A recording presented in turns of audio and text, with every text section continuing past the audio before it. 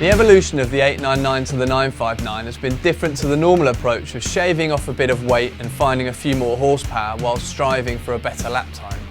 Ducati have battled two issues, noise and emissions. Surprisingly, noise has been the biggest hurdle. The noise tests measure from the centre of the bike, and that includes the noise emanating from the engine internals. So bolting a new exhaust to the existing 899 Panigale wouldn't have cut the mustard.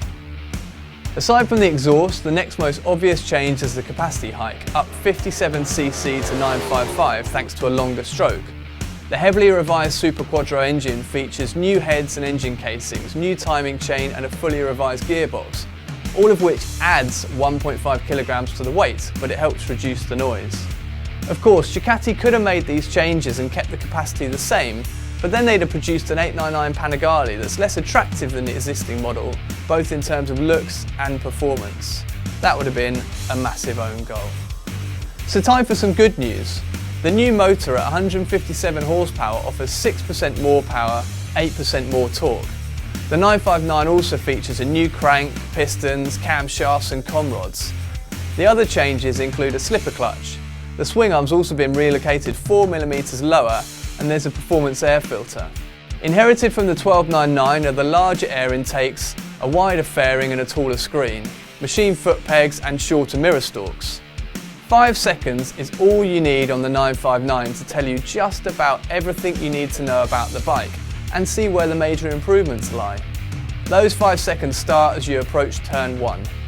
Reaching 155 miles an hour in 6th gear at the end of the straight, one thing is clear. While the 899 was highly questionable as a supersport class bike, the 959 is absolutely in another league. It's not fair to pitch this against the 600cc supersport machine because it's so much faster.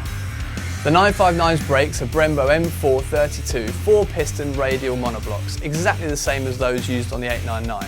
They offer good feel, but they don't have the strong initial bite that you'd expect. The important thing is they have plenty of stopping power, which is something you welcome when you're approaching turn 1 at 150 miles an hour. Hitting the apex around 85 miles an hour, the 959 is pinpoint, laser guided, everyone's a winner, cornering God. Prod it in the right direction and it pretty much does the rest.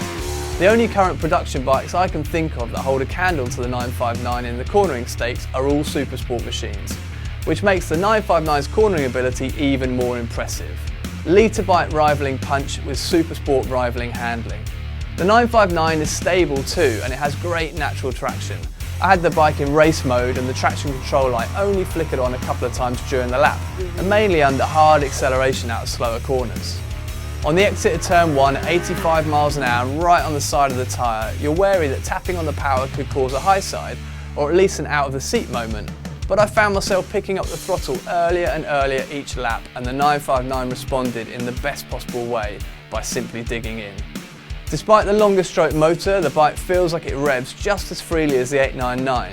Long gone are the days where twins plod along with dollops of torque. This one fires into the 11,500 RPM redline.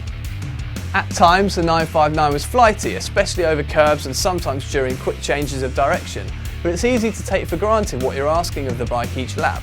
Never have I spent so much time on the curbs as I did at Valencia on the 959, so it's no wonder that I had a couple of head shakes each session. You can blame the European Parliament for that exhaust, but you can thank them for the 959 Panigale. It's easily the most accessible Ducati superbike I've ridden.